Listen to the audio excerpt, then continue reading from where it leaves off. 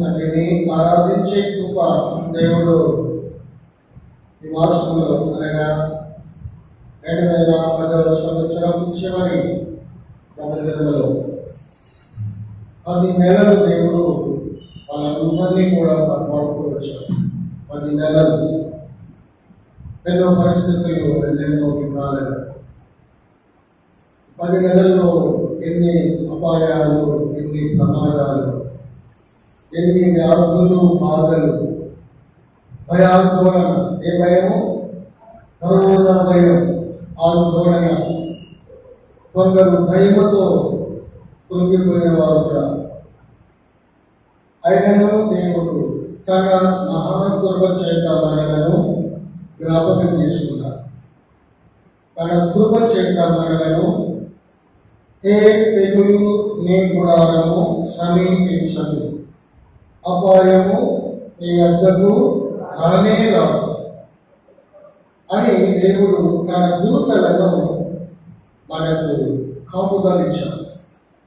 పాదములకు రాయి తగులకుండా, ఏ తెగులు రాకుండా దేవుడు ఈ దినం వరకు మనందరినీ కూడా కాపాడుతూ వచ్చాడు. దీనిలో మన గొప్పతనం కానీ మన మంచితనం కానీ ఏమీ కూడా లేదు. దేవుని ఉచితమైన కృప, ఆయన ప్రేమ. ఈ దినాన మనం ఇలా సజీవులుగా ఉండి ఆయన ఇంటిలోనికి వచ్చి పరలోకపు తండ్రిని ఆరాధించడానికి వచ్చామంటే దేవుని దయా సంకల్పం. ఎంతమంది దినం చూడలేక లోకం వెళ్ళిన వారు చాలా మంది చూస్తున్నారు. ఆ స్థితిలో వాళ్ళు ఉంచారు, సజీవులుగా ఉంచారు. సజీవుడైన దేవుని ఆత్మతో స్వచ్ఛమత ఆరాధించడానికి దేవుడు మనకు అనుకూలమైన సమయాన్ని ఇచ్చాడు. అందువరకు మనం దేవుని వాక్యములో నుండి కొన్ని శ్రేష్టమైన మాటలు విని వాటి ద్వారా మన తండ్రిని మనము ఆరాధిస్తాం. మన మధ్యలో జ్ఞానప్రకాశంగా మన మధ్యలో ఉన్న ఎప్పుడో పరిసర ప్రాంతాల్లో ఆయన ఉద్యోగ రైతులు ఉంటూ అభినాలో మన ఇండస్ట్రీగా ఉన్నటువంటి సమకాలికులతో పరిచయంలో సహకరిస్తున్న మన దాసుడు మన మధ్యలో ఉన్నాడు. ఆరాధనాలు మరి ఇక్కడ పరిచయం అంతా కూడా మన దాసులకు అప్పగించాం. మన దాసుడు చేయని వాడుకున్న వరకు సహాయం చేయగలరు.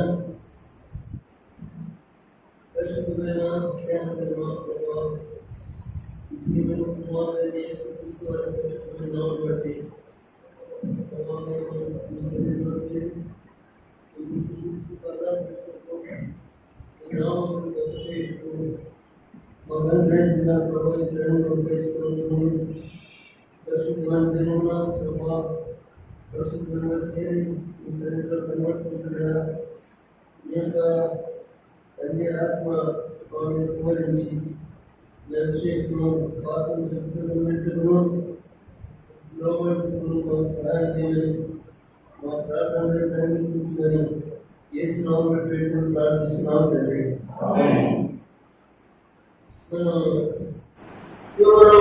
ఈనాటి ధ్యానం కోసం మనం యెషయా గ్రంథం 6వ అధ్యాయం చదువుకుందాం.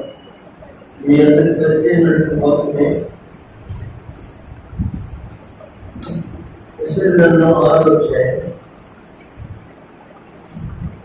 మార్చి చదువుకుందాం.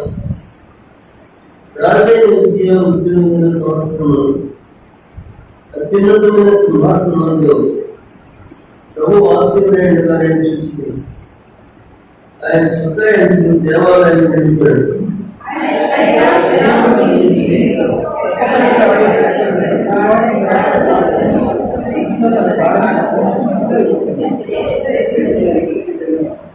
వారు సైనికుడు యెహోవా పరిశుద్ధుడు పరిశుద్ధుడు పరిశుద్ధుడు, సర్వలోకము ఆయన మహిమతో నిండినదని గొప్ప స్వరంతో గానం పెట్టి గానం చేయుచుండెను.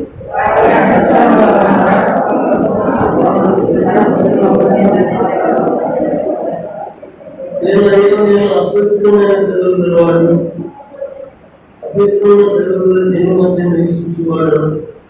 నేను నశించి రాజు సైనికుల యెహోవాకు యెహోవాను నేను కళ్ళారా చూస్తున్నాను.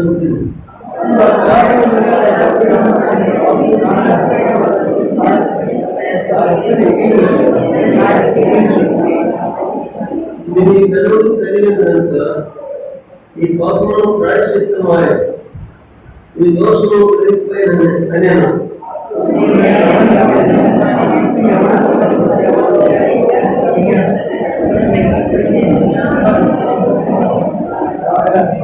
ఆయన ముప్పై జరుగుతాను మీ యుద్ధం చూపులు కానీ ప్రయత్నించరు, యుద్ధం చూపులు కానీ తెలుసుకుంటున్నారు.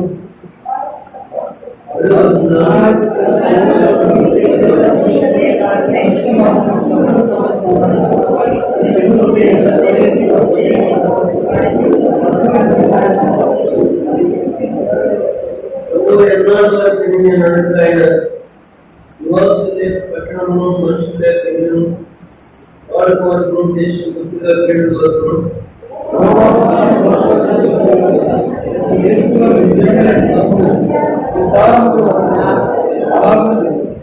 దారిలో 10వ భాగం మాత్రమే అది నాశనం తర్వాత అది మిగిలిన కొత్త వరకు నుండి ప్రభుత్వం వాకుపాటు జీవించులాగా విషయంలో యెషయా కలిగిన దర్శనం చక్కగా చెప్పబడి యెషయా ఎటువంటి మనుషుడు అంటే దేవునికి స్వరమైనటువంటి మనుషుడు. ఇంతకు ముందు తనకు తగిన అనుభవాన్ని ఆయన రాస్తూ వచ్చాడు. మనం చూసినట్లయితే 3వ వచనంలో 2వ వచనంలో ఆయన పైగా సెలవు నిలిచింది. ఒక్కొక్కరి కార్యను పెద్దవాడు 2 రెక్కలతో తన ముఖంలో 2 తన కాళ్ళను కొంచెం 2తో ఎదుర్చున్నాను కనుక ప్రాముఖ్యమైనది దేవుని సందర్భం కనబడి ఏంటంటే 3వ వచనంలో చక్కగా చెప్పబడింది. వారు సైనికుడి పరిశుద్ధులు పరిశుద్ధులు పరిశుద్ధులు సర్వలోకమైన మహిమతో నిండి ఉందని గొప్ప స్వరంతో గానపెట్టుగా చేశారు. దేవుని సన్నిధించినప్పుడు మనం గుర్తుంచుకోవాల్సిందంటే యెహోవా పరిశుద్ధులు. ఒక మాట ఆయన ఉంటే యెహోవా పరిశుద్ధులు పరిశుద్ధులు పరిశుద్ధులు తండ్రి కుమార పరిశుద్ధాత్మ ఈ ముగ్గురు పరిశుద్ధులు పరిశుద్ధులు పరిశుద్ధులు. కాబట్టి మనం కూడా ఆరాధించుకోవచ్చు వారు ఈ వారంతా మనం లోకంలో తెలియదు. ఇప్పుడు ఆరాధించడానికి వచ్చాము కనుక మనం పరిశీలించుకోవడం మొట్టమొదటిగా మనం పరిశుద్ధులు ఉన్నప్పుడే యథార్థమైన ఆరాధన వస్తుంది. మనం పరిశుద్ధులు లేకపోతే మన ఆరాధన అంగీకరించబడదు. కృష్ణుడు వాడు యాత్ర తీసుకొచ్చి దాన్ని ఇస్తే నేను తినను. ఎందుకంటే ఆ యాత్రలో ఆ కృష్ణుడు లేకపోయినా కానీ ఆయన యొక్క కృష్ణుడి మరి ఆ శరీరం బట్టి దాన్ని అనుసరించడానికి కష్టపడుతుంది. అదే రీతిగా ఈ యొక్క మనం చేసేది ఆధారం ఏం సమీకరణ ఉన్నారంటే మనం ప్రతికూలమైనటువంటి పరిస్థితులతో విధంగా ఎట్లా మనం నిండి ఉంటామంటే ఈ యొక్క విషయం కూడా ఆ సంగతి గ్రహించాడు. గ్రహించి 6వ వచనం 5వ వచనం అంటాడు, అయ్యో నేను అపవిత్రమైన కథలు గలవాడు, అపవిత్రమైన కథలు జల మధ్య నివసించేవాడు, నేను నశించుకుని రాజులను సైన్యం యెహోవాను నేను కనుగొనాలనుకుంటున్నాను. ఆయన దేవతలు నశించాలనుకున్నాడు. ఎందుకంటే ఆయన ఇంకేంటంటే వాక్యం ఉంటుంది. వాక్యం చెప్పేవాడు అడుగుతారు. ఆయన అంటాడు నా పెదవులు కూడా స్వచ్ఛమైనది. వాక్యం చెప్పేటప్పుడు కూడా మనం యోగ్యమైన వ్యక్తి లేకుండా వాక్యం చెప్తే మనం దేవుని సన్నిధిలో అభివృద్ధిగా ఉంటారు. ఇంత వాక్యం చెప్పేటప్పుడు వినేటప్పుడు దేవుని ఆత్మని తాకాలి. అంతేమో మనం ప్రభు యొక్క సన్నిధిలో అనుక్షణం పరిశుద్ధిగా ఉన్నారు. వ్యాఖ్య కామెంట్ చేస్తున్నారు. ఆయన కాబట్టి చదువుతుంటే అది ఏంటంటే ప్రతి సాయంకాలం పడుకునేటప్పుడు పరిశుద్ధిగా నేను నా పడుకుని పెడతాను.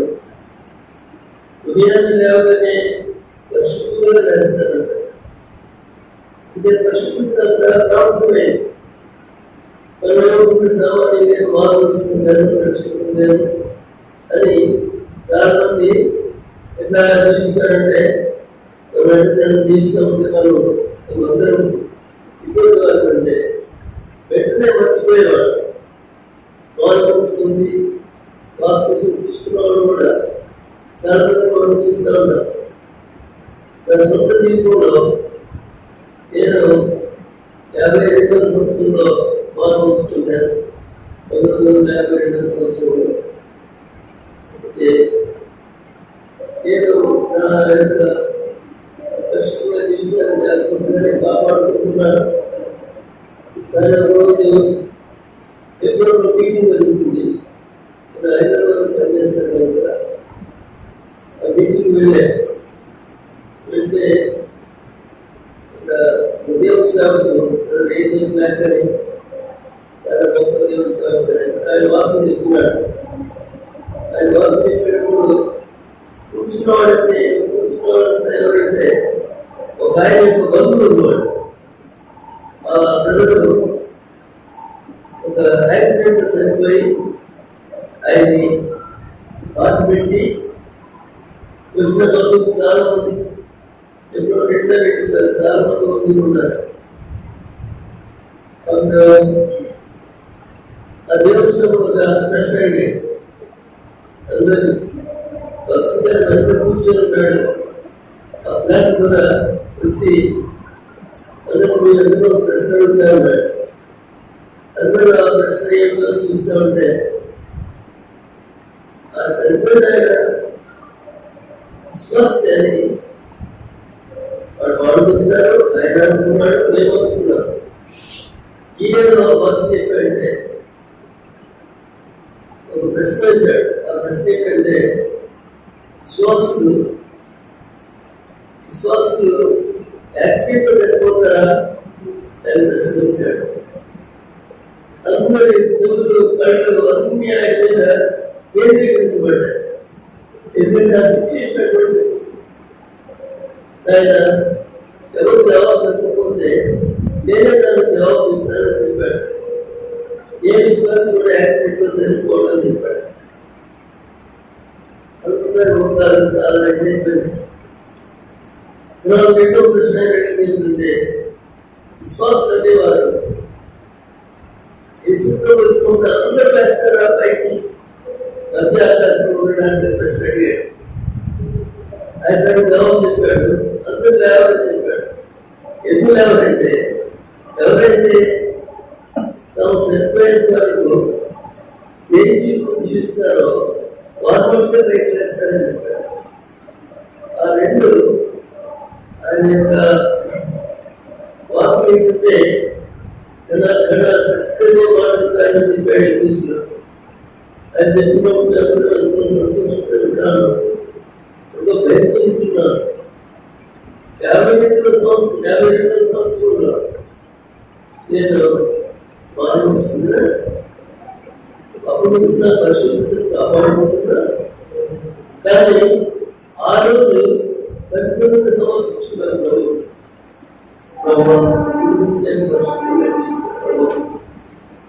దేవుడు వల్ల అదే దయ దేవుడు నా పరిపూర్ణిస్తూ వస్తున్నాడు. ఎప్పుడు చెప్పినట్టు మనము ఆరాధన వచ్చేసరికి మనము పరిశుద్ధతను కూడా పరీక్ష చేసుకోవాలి. నిజమైన పరిశుద్ధురాలు పరిశుద్ధులు కాదు. ఈ ఆరాధన అంగీకరించబడదు. ఎందుకంటే నేను అందరూ కాబట్టి నేను చెప్తాను మీరు అవసరం చెప్తాను అందరూ ఉంటాయి. కానీ మనం ఖచ్చితంగా విద్యార్థుల ప్రభుత్వ ఆరాధన అంగీకరించి అంటాడు ఆయన చేసే పనిని బట్టి ఆయన ఆరాధన చేస్తున్నాడు. ఆయన చెప్తున్నాడు ఆ పవిత్రతను ఆయన మరి నేర్చుకుంటున్నాడు. అయ్యో నేను అపవిత్రమైన కథలుగా వాడను, అపవిత్రమైన కథల జన్మ మధ్య నివసించేవాడను, నేను నశించే ప్రభు యొక్క సన్నిధిలో కనబడినప్పుడు ఆయన మన యొక్క జీవితాన్ని పరీక్షిస్తాడు, మన జీవితాన్ని మనం చూపిస్తాడు. మనం పరిస్థితుల్లో ప్రభుత్వం చూపిస్తూ ఉంటాడు. కానీ మనం ఈయన ఈ యేసయ్య ఇంకో మాట అంటాడు, తీసుకుంటే 50 అధ్యాయాలు దాన్ని రాసినటువంటి 50 అధ్యాయాలు ఆయన అంటాడు, యేసయ్య అనే ప్రవక్త రాసిన మాట 4 వచ్చింది 50 అధ్యాయం 4 వచ్చింది. అలసిన వారి మాటల చేత ఊరించి జ్ఞానం కలిగినట్లు శిష్యునికి తగిన నోరు యెహోవాను దయచేసి ఉన్నాడు. అక్కడ ఈ యొక్క 6వ అధ్యాయంలో తన కన్నుల గురించి మాట్లాడాయన, ఇక్కడ కూడా తన కన్నుల గురించి మాట్లాడుతున్నాడు. ఆయన ఏమంటాడంటే శిష్యునికి తగిన నోరు యెహోవాను దయచేసి ఉన్నాడు. తర్వాత 5వ వచనం, ప్రభువు యెహోవా నా చేతికి నిలువలు పుట్టింపగా నేను ఆయన మీద తిరుగుబాటు చేయలేదు, వినకుండా నేను తొలగిపోలేదు. సో పోతే ఆయన యొక్క పెదవులు ఆయన యొక్క జీవులు పరిశుద్ధమైనవిగా ఉన్నాయి. దాన్ని కాపాడుకుంటూ వచ్చాడు. ఆయన వాకు తినడం చాలాసార్లు విన్నారు. అందరి ప్రవక్తల కంటే బైబిల్లో ఉన్న ప్రవక్తల అందరిలో ప్రవక్తలంటే యెషయా, యెరెమీయా, తర్వాత హెజ్కేలు, కొంచెం పడేవాళ్ళు దానియేలు, ఈ విధంగా 12 మంది చిన్న ప్రవక్తలు ఉన్నారు. ఆయన పాత్ర మోషే వీళ్ళందరూ ఉన్నారు. వీళ్ళలో యెషయా ఎక్కువైనటువంటి దేవునికి వాగ్దానాలు అనుగ్రహించిన సంఘాలు వరుసగా యొక్క చాలా మరి బోధలు వినేటువంటి దేవుడు అనుగ్రహించాడు. ఎక్కువసేపు ఆయన యెషయా నుంచి సెలెక్ట్ చేసుకున్నాడు. ఎందుకంటే ఆత్మతో నిండినటువంటి వాడు యెషయా. కానీ మనం చూస్తే మనకి ఏం కనబడుతుందంటే 8వ వచనం చూద్దాం. యెషయా గ్రంథం 6వ అధ్యాయం 8వ వచనం. అది ఎప్పుడైతే అయ్యో నేను నశించిపోయానో అని అనుకుంటున్నాడు. 6వ వచనం ఏంటంటే ఆ శరాపులలో ఒకడు తాను బలిపీఠుడైనటువంటి కారును తీసి విప్పులు చేరుకొని సాయంత్రం ఎదురు వచ్చి నా నోటి దాన్ని తగ్గించాడు. అప్పుడు అనే మాట అప్పుడు ఆ శరాపులు అప్పుడు అంటే నేను తాను ఎప్పుడైతే ప్రభుత్వం అయ్యో పాపము నా కదిలో మీద నాకు అనుకుంటున్నాడు, అప్పుడు శరాపుల్లో ఒకడు దాన్ని బలిపీఠుడైనటువంటి కారులో తీసుకుని ఇప్పుడు చేత పట్టుకుని ఆయన దగ్గరికి వచ్చి నా నోటి దాన్ని వెలిగించాడు. కాబట్టి ఇప్పుడు ఎప్పుడైతే వెలిగించాడో వెలిగించిన తర్వాత ఆయన మాట అన్నాడు, ఈ దోషం తొలగిపోయాడు, ఈ పాపము ప్రాయశ్చిత్తమాయన్నాడు. కనుక మనము ఈ విషయాలు గుర్తుపెట్టుకో. మనం గుర్తుపెట్టుకోవాలంటే మన పాపము మన తీసుకునే గుర్తుతో ఆశ్చర్యపడి గుర్తుపెట్టుకోవాలి. యేసు ప్రభు పరలోకం నుండి దిగి వచ్చి మానవ రూపం ఎత్తి శిలువలో భయంకరమైన మరణం పొంది రక్తం దాచి శ్రమపడి తర్వాత పాత పెట్టుబడి 3వ దినాన్ని తిరిగి లేచిన తర్వాత అయినదంటే తెలిసి మన పాపము మనం ఒప్పుకుంటాడు. ఆయన నమ్మదగిన వాడు నీకు పొంది కనుక ఆయన మన పాపం క్షమించి సమస్త దుర్నీతిని మనం తగ్గుగా చేయగలరు. దాని సందర్భానికి ఎక్కడో వాడు పంపిస్తూ ఉంటారు. అటు వెళ్ళి కొన్నిసార్లు అడుగుతూ ఉంటాను, మీరు ఎంతమంది పరిశుద్ధులు అంటే విచిత్రం ఏంటంటే ఎవరు చేయాలి, మీరు ఎంతమంది అంటే చేస్తారు కానీ ఎంతమంది పరిశుద్ధులు అంటే ఎవరు చేయరు. ఇంకా అది చాలా విపరీతమైనటువంటి ప్రభుత్వం వచ్చినటువంటి ఆ యొక్క ఉద్దేశం అక్కడ దెబ్బతింటుంది అని అనుకుంటున్నాను. మనం ఎప్పుడు పరిశుద్ధంగా ఉంటామంటే ఆయన ఇచ్చేటువంటి పరిశుద్ధతను మనం అంగీకరించినాం.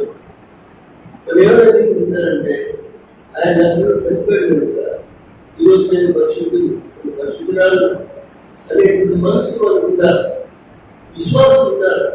ఆ విశ్వాసం ద్వారా మనము పరిశుద్ధులు.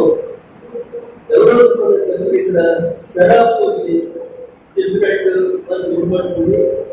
అయితే మనము ఏమైనా వాక్యం రాయబడింది ఏంటంటే ఈ వాక్యము దేవుడే ఉన్నాడు అని మాట్లాడుతుంది. వాక్యం వాక్యం దేవుడు వాక్యం దేవుడే ఉంది. కాబట్టి వాక్యం అని చెప్పేది ఏంటంటే నువ్వు పశ్చాత్తాపం నీవు నేను పశ్చాత్తాపం వాక్యం ఇచ్చినప్పుడు బికమ్ హోలీ, పరిశుద్ధంగా. అంటే ఎప్పుడు ఏమనిపించిందంటే ఆయన హోలీ పర్సన్, ఆయన హోలీ పర్సన్, నేను పరిశుద్ధంగా కదా మనం పరిశుద్ధిగా నేర్చుకోవాలి. అట్లా పరిశుద్ధిగా నేర్చుకున్నప్పుడే నిజమైన ఆరాధన మనం నిజమైన ఆరాధన చేయాలంటే ఒప్పుకొని విడిచిపెట్టి తర్వాత ఆ మ్యాచ్ చెప్పినట్టు ప్రతిరోజు ప్రతి రాత్రి నేను పరిశుద్ధిగా నిద్రపోతాను, పరిశుద్ధిగా లేస్తానంటాడు. మనం పరిశుద్ధత కలిగి దేవుని ఆరాధించాలి. మనం ఆరాధించాలంటే పరిశుద్ధత నేను పరిశుద్ధుడు, నేను నీతిమంతుడు. ప్రభుత్వం నీతిమంతుగా చేశాడు. నా సొంత తీర్మానం కాదు కానీ అనేక కుటుంబాలను పరిశుద్ధంగా చేశాడని మనం అనుకోవాలి. విదేశంలో మీ అందరూ తెలుసుకోవచ్చుగా చూపిస్తున్నాయి. ఫస్ట్ చదువుకోవచ్చు. ఎలా చదువుతారా? 3 అధ్యాయం చదువుకోవచ్చు.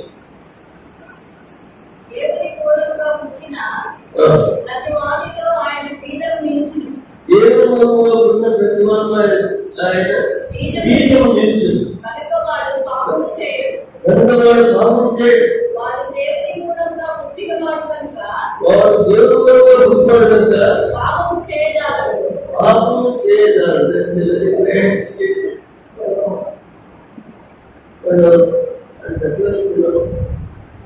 చేయలేదు. పాపం చేయడానికి మనసు రాదు కదా, పాపం చేయడానికి చేత కాదు కదా అంటే మనం చెప్తారు. అటు చెప్పలేదైతే ఈ నోట్లో మంచి ఆరాధన, సత్యమైన ఆరాధన, ఆయన అంగీకరించేటువంటి ఆరాధన. ప్రభు మనతో శివుడు మీద వేలాడుగా ఆయన పరిశుద్ధిగా చేసినందుకు ప్రభుత్వం శిక్షించాలి, ఆరాధించాలి. మన యొక్క పరిశుద్ధులను బట్టే మన ప్రార్థనలు కూడా జవాబు వస్తుంది. మన పరిశుద్ధులను బట్టి మనకు ఒకసారి నేను సందేశంగా ఉండేవాడు. ఆయన ఒక ర్యాలీ పెట్టించి చైతన్యం చేస్తారు. చాలా మంది వచ్చారు, అందరూ వచ్చారు. మంచి ర్యాలీ జరుగుతుంది. సాయంకాలం 6:30 నుంచి ప్రోగ్రాం పెట్టాం. చలికాలం పరిస్థితి అంటూ నేను వచ్చి పట్టుమంత ప్రార్థన చేసి స్టార్ట్ చేసి వెళ్తానని మా అందరికీ చెప్పాడు. నా వయసు బట్టి అక్కడ పెద్దగా నేను కూడా సర్వీస్ టీచర్ కాబట్టి నాకు పెద్దగా ఉంది చూస్తాను. అన్ని పెట్టింది లైట్ రావడం లేదు, సీరియల్ పడిపోయి లైట్ రావడం లేదు. లైట్ రాకపోతే నా బిడ్డలో లైట్ పెడుతుంది, సీరియల్ పడుతుంది, వరుసగా వచ్చి వేడైంది. అయ్యో లైట్ రాలేదు, ఇట్లా మరి పెట్రోల్ బాక్స్ లైట్ చెప్పారంటే ఎవరు మాట్లాడారు? నేను తీసుకున్నదే బస్సు రాజే వచ్చాడు, కారు మిగిలాడు, ప్రకాశం వాళ్ళ చేశాడు. నేను మొట్టమొదటి ప్రధాన వయసుగా పెడతారు. ఎక్కిన తర్వాత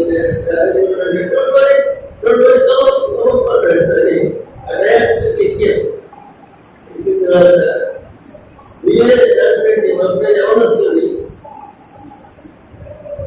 ఎవరు వస్తుంది తర్వాత ఆయన ఏమంటే ట్రాన్స్లేట్ పంపించాను.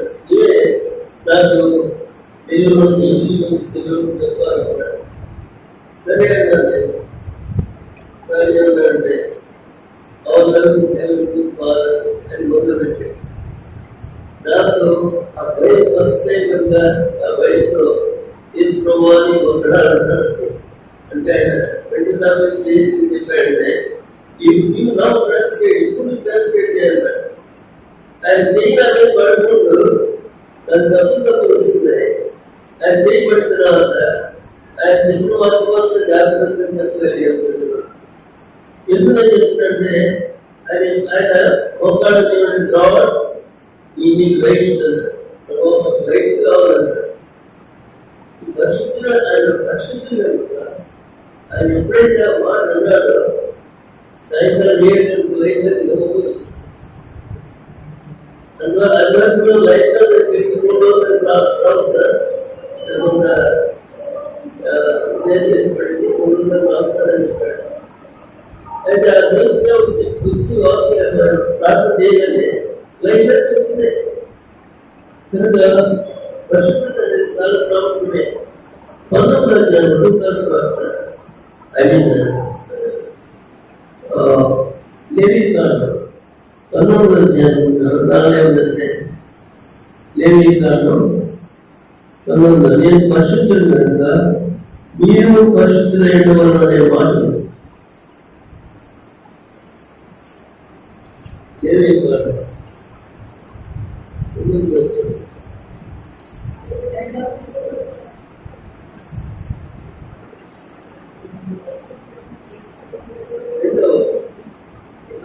మీరు పరిశుద్ధులైన ఈ దేవుడైన యెహోవా నేను పరిశుద్ధులైన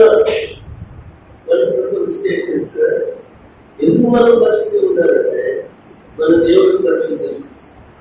రేపు మనం చదువుకుంటే ఎక్కడికి పెడతాం, అపరిశుద్ధిగా తీసుకోవడం కనుక మనం పరిశుద్ధిగా ఉంటేనే మనకు సరైనటువంటి ఆరాధన మనం అందులో చూస్తాం. కనుక చేసిన ప్రతి కేవలం మొట్టమొదటి రక్షణలు అది నిజంగా ఉండాలి. మా సేవకుడు ఉన్నాడని మానవుడని అనుకోవచ్చు. యథార్థంతో మనం సమర్పించుకొని ఆయన యొక్క రక్షణ మనకు అనుగ్రహించి పరలోకంలో వరకు ఆయన మన యొక్క పేరు జీవితంలో రాశాడు. దయచేసి ప్రకటన 20వ అధ్యాయం చివరి వచనంలో చక్కని మాట ఏదో చదువుతారా? ప్రకటన 20వ అధ్యాయం చివరి వచనం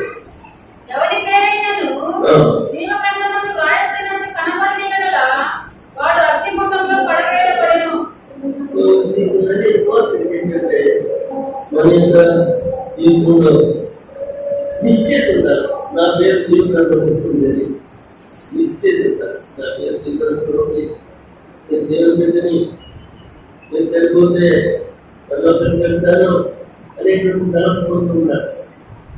ఆ యొక్క నిశ్చయిత మనకు ఉండాలి. అప్పుడు నిజమైన ఆరాధన చేయగలరు. పిల్లగా ఈ యొక్క యెషయా ఆ విధంగా ప్రార్థన చేసిన తర్వాత ఆయన 8వ అధ్యాయంలో మాట్లాడాడు. ఇది ఎస్ఐ 8 అధ్యాయంలో చెప్పిన మాట అంటాడు చూడండి. 8:18 ఎస్ఐ 8:18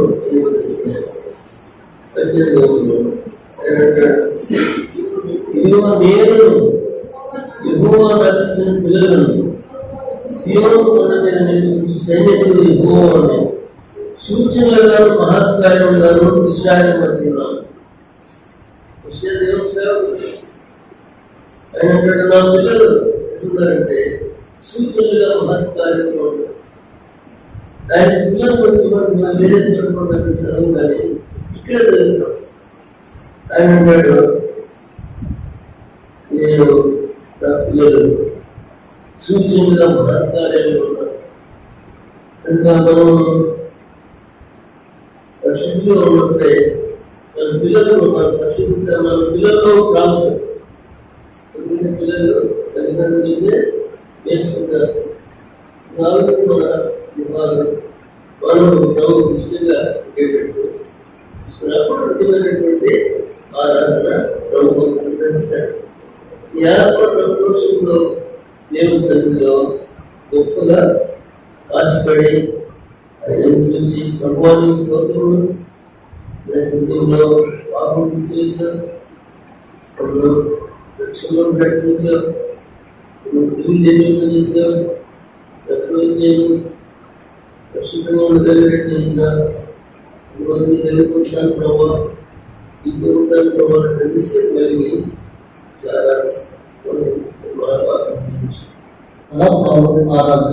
అపవిత్రమైన పెదవులు అపవిత్రమైన పెదవులు గలవాడు అపవిత్రమైన పెదవులు గలవారి మధ్య నివసిస్తుంది. అంటే మనం అందరం కూడా అలాంటి పెదవులు అపవిత్రమైన పెదవులు గలవాడు. అలాంటి అపవిత్రమైన పెదవులు గలవారిని యేసుక్రీస్తు వ్యక్తము చేయక ఆయన మన పెదవులను సంపూర్ణంగా కడిగి శుద్ధి చేసి పవిత్రమైన పెదవులు ఇచ్చారు. ఆరాధించే పెదవులు ఇచ్చారు, ప్రభుని స్తుతించే పెదవులు ఇచ్చారు. ఆ అనుభవం మనం దేవుని ఆరాధించి గర్భంగా దేవుడు కూడా పవిత్రమైన పెదవులు గలవాడు. ఆ మాటలు, ఆలోచనలు, తలంపులు అన్ని కూడా పవిత్రమైనది. అలాంటి నన్ను తండ్రి నీ కృప చేత నీ విలువైన రక్తంలో విమోచించాను. నా పెదవులను పరిశుద్ధపరిచాను, ఆరాధించే పెదవులు ఇచ్చాను. అందుకు శ్రద్ధిస్తున్నాను. ఇలా మన కొద్ది మాటగా మనని మన బ్రదరు సిస్టర్ ముఖ్యంగా మనం దేవుని ఆరాధిస్తున్నాం. ఆరాధించండి.